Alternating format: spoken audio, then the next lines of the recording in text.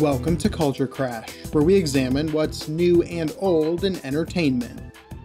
For centuries, art has been iterative.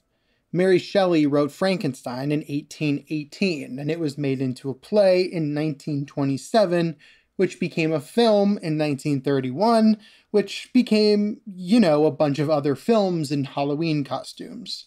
When Kanye West was first beginning his solo career, he did it largely on the back of his incredible beats and samples, which were using a huge array of soul and funk classics.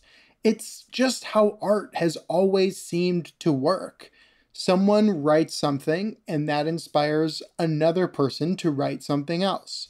Quentin Tarantino was obsessed with movies, so he made movies that mash all of those influences together. Elvis Presley and Kurt Cobain did it as well. Everyone seems to have been inspired by the Beatles, who themselves were inspired by Buddy Holly and Little Richard.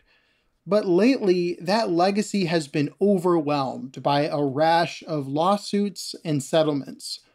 The Marvin Gaye estate successfully sued Robin Thicke and Pharrell for using elements of Gaye's music in the hit Blurred Lines. In the aftermath, the likes of Katy Perry and even Led Zeppelin have had to win in court over challenges alleging plagiarism. Even in those cases, the trials could be expensive and embarrassing, so the newest trend is to just settle out of court and split songwriting credits. Bruno Mars and Mark Ronson have had to add credits to Uptown Funk to avoid potential lawsuits, and more recently, teen superstar Olivia Rodrigo added songwriting credits to Taylor Swift and Jack Antonoff, as well as Hayley Williams of Paramore and the band's former guitarist Josh Farro. And I get it. I certainly want artists credited for their work, and I'm a huge fan of Paramore, Taylor Swift, and Jack Antonoff. But it strikes me that we're on a dangerous path. There are only so many sounds. There are only so many chord progressions and melodies. Art has always been iterative, it just hasn't always been so litigious.